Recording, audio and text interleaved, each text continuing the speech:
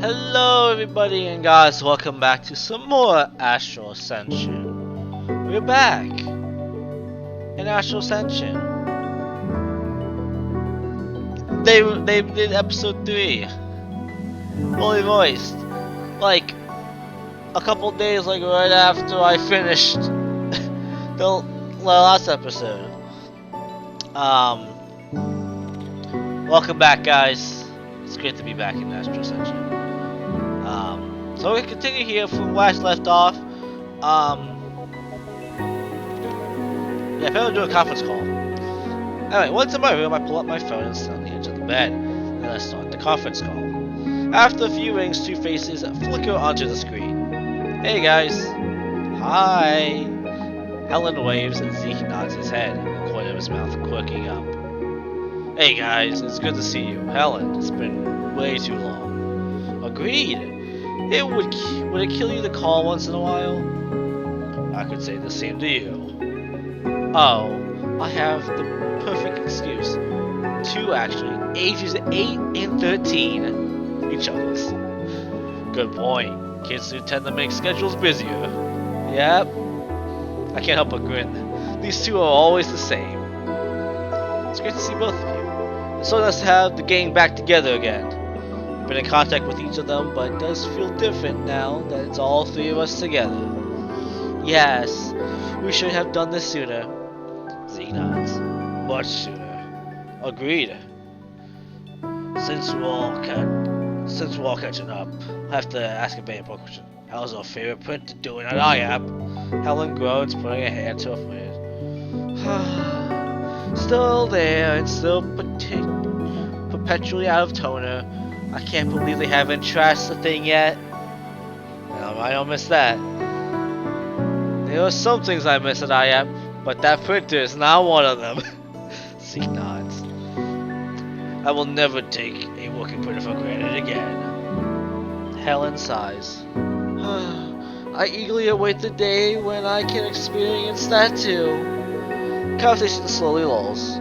As much as fun as it is to reminisce, that's not the reason I called you both here today.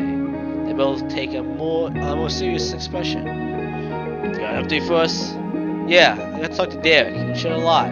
Turns out he's pretty much quit because of what happened to me at IAP. They showed the true colors by throwing me under the bus. He didn't want to stay after that. I can't blame him. Influences were different. I smile, knowing what she's about to say. I appreciate the sentiment, but I also know that not everyone has the flexibility to quit on the spot.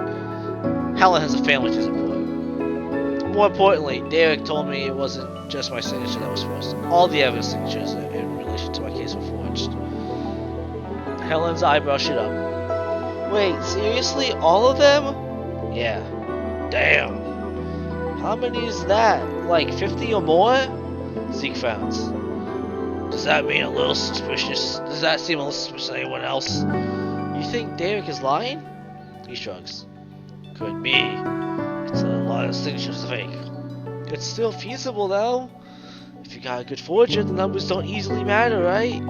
Zeke pauses, looking thoughtfully. I guess that's true. So everyone in evidence is a suspect.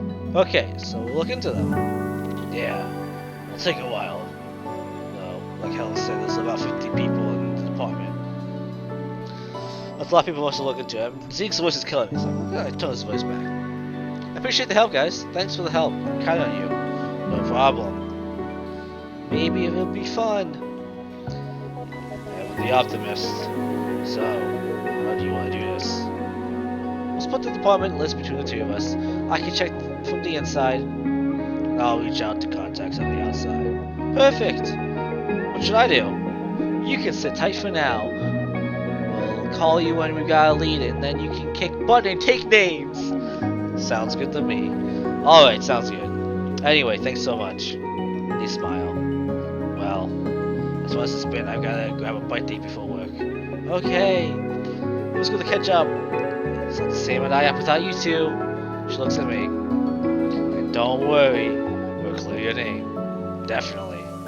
Thanks, you guys. We'll talk again soon. After one last goodbye, we disconnect the call. I truly am lucky to have such a great pair of friends. I wouldn't be as far into this investigation without the support, which means I definitely need to do something nice for them. all over. Smiling, I stand up and stretch. I've still got some time to spare, which means I can finally check out the simulation room. Tidying up at the time of my space, I exit my room. I head down the corridor in the direction of the lounge. The simulation room is located right across the hall. Normally the door is firmly shut, but today it is wide open. This is exciting. The room itself is much larger than the single frame door indicates. Inside is a abundantly suspicious center. In one corner is the simulation control panel. Tucked in the far back corner is a non-discrete door marked storage. I eagerly head inside and make a beeline for the console.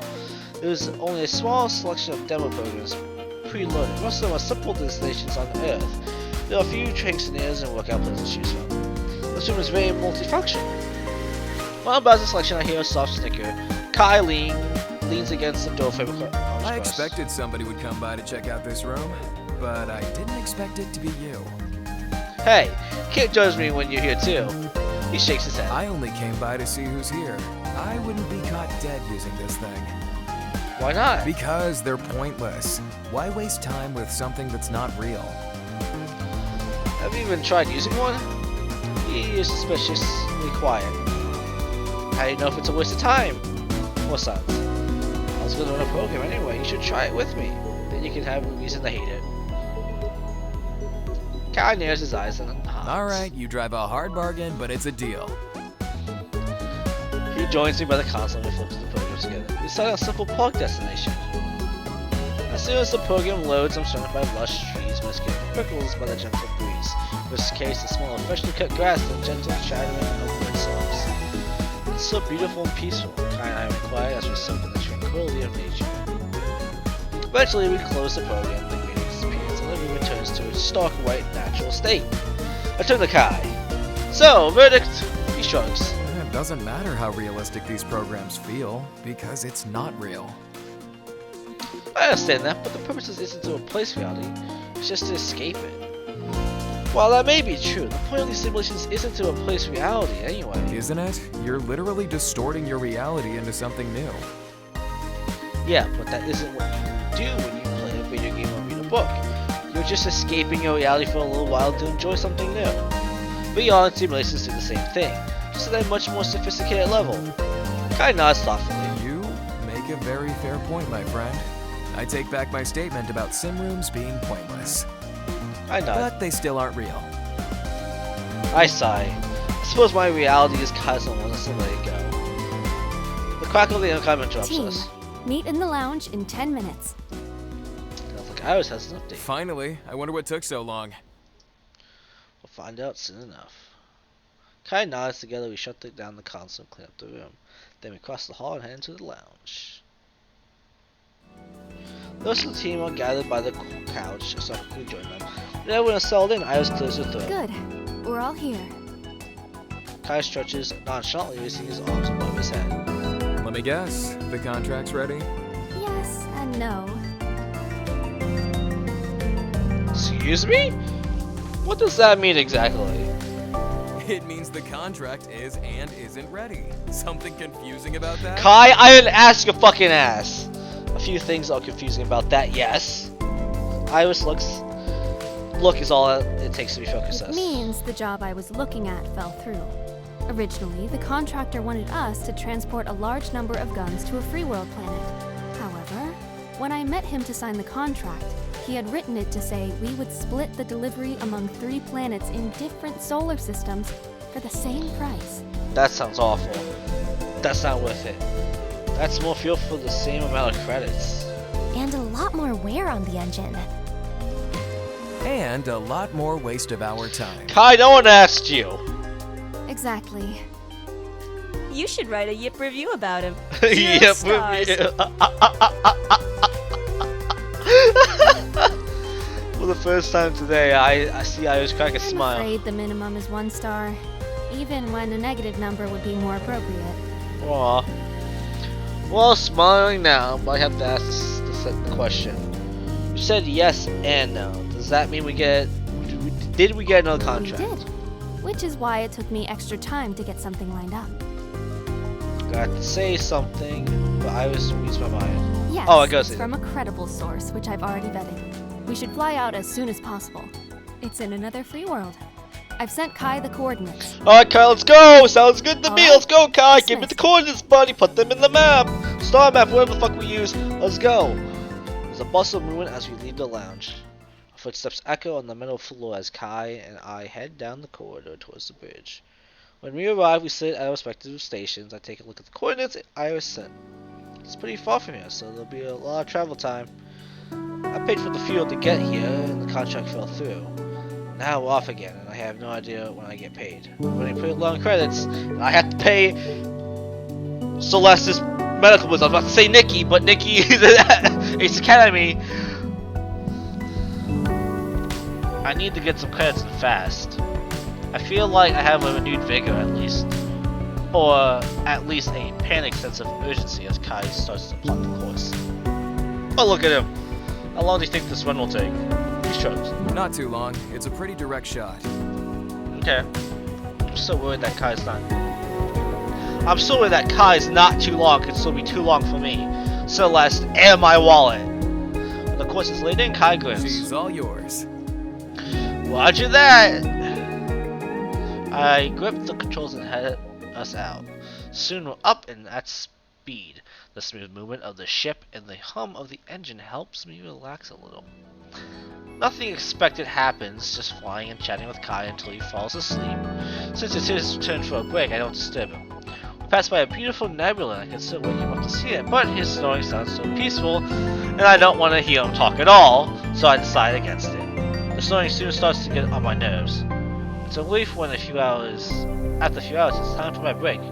I hit autopilot and nudge Kai awake. Ready for your turn? He blinks the sleep out of his eyes. Sure. Are you going on break? As long as you stay awake. I'm good to go. I've got my Crimson Ox. I need to take that from you. Him and his Crimson Ox. I chuckle. Okay, see you later. Push myself to my feet and leave Kai to his energy drinks. I don't feel that tired yet, so I make my way to the lounge. It feels good to stretch my legs and I'm so ready to zen out on some TV. When I arrive, the room is quiet and empty. Awesome, there's no prying eyes to judge me and my program choices. After another quick glance around, I power on the TV and flip to the latest episode of the long-running romance drama Celeste and I like to watch. Well, it's mostly Celeste likes it. I watch it so she has someone to discuss it with. Yep, that's the only reason why. Not. Hey man, it's okay, admit it. Listen, I like romance dramas. And I'm a guy, I'm a straight male. I like romance dramas, I ain't afraid to say it. Yeah. Fight me, guys. Anyway. I'm a straight Asian male, I likes to watch romance dramas. Fight me. No other reason at all. He needs to just come. He just needs to come clean and admit it that he likes them. I settle into the couch and get comfortable. Before long, I'm completely absorbed by the show, even though I only plan to watch one episode. I end up binging until my eyes feel heavy. Okay, it's time for bed. With a yawn, I turn off the TV and clean up the area. When I return to my room after a quick change, I curl under the cool sheets and drift off to sleep. A light beeping wakes me up from my slumber. I roll over to my phone. It's a reminder that I need to take over the flight in 15 minutes. With a yawn, I get out of bed and get ready. Afterwards, I head to the cockpit. Morning? Or afternoon? Or is it evening? You really lose track of time when everything is just a bleak void of nothingness in this vast cosmos.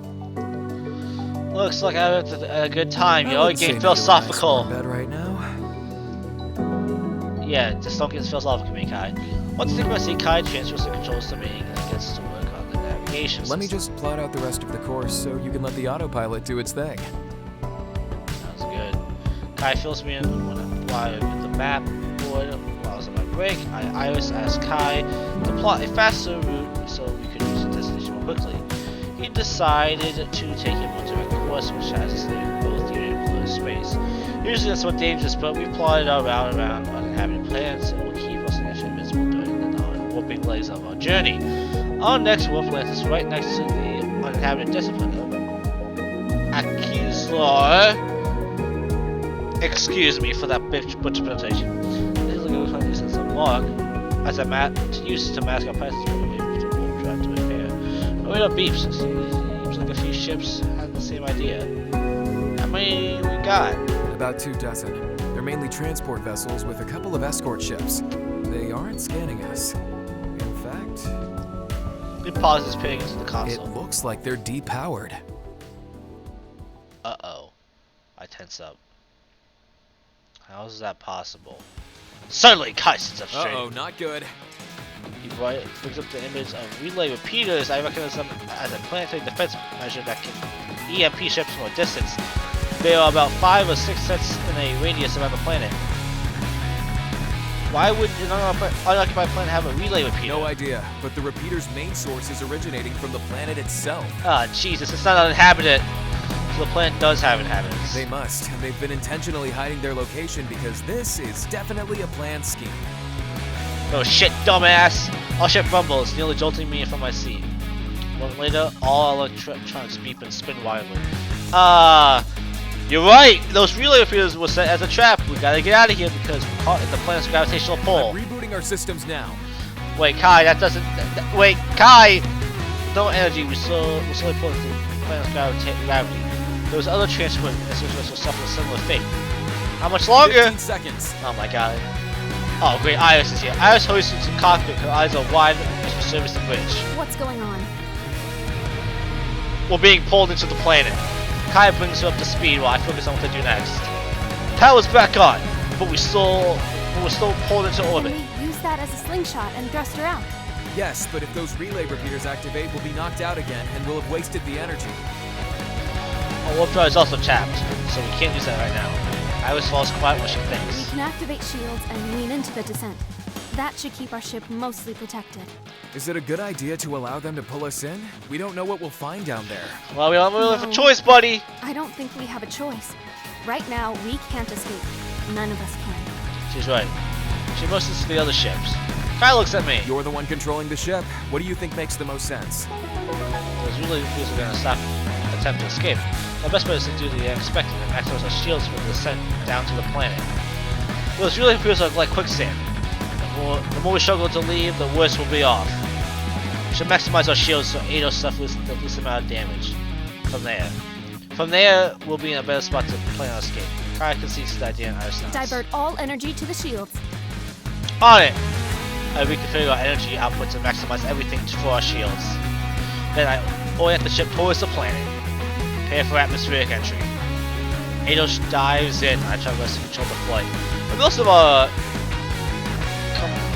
computation knocked out, when all the energy routed to shields, I take over manual controls to channel my full concentration to flying. Luckily, our shields are still holding on. As much as we try to lean into the descent, it's still a rocky dive. I try my best to keep the bumping and rumbling into a minimum. The ship continues to jerk and pull. Eventually, our ship breaks atmosphere. It's a moment of breathe quiet while we peer at our surroundings. Kyle's right. This is a desert. There's sand as far as the eye can see. Basic scans indicate this planet is baseline gravity and breathable. I wouldn't completely trust the data though, since it also said this planet was uninhabited. Iris nods and turns to me. What's the ship's status? We're coming in hot! We're approaching a desert storm, so visibility will be very difficult. I slowed on the descent, but it's almost impossible to Should land. we keep shields up and brace for impact? I don't know about crashing into the literal unknown. What if we try to regain control of the flight instead? I actually, you know what, Iris? I like you. I'm going for you for the romance route, but Kai is right. What do you think is best for the ship? We need to try to land on Wooly. I'm not gonna go dive headfirst into the unknown. We should avoid nose diving into who knows what. Let's get Eidos flying again. And in the worst case scenario, we can navigate the All right. land. Redirect 75% to thrusters and keep the rest on shields. You still want shields up?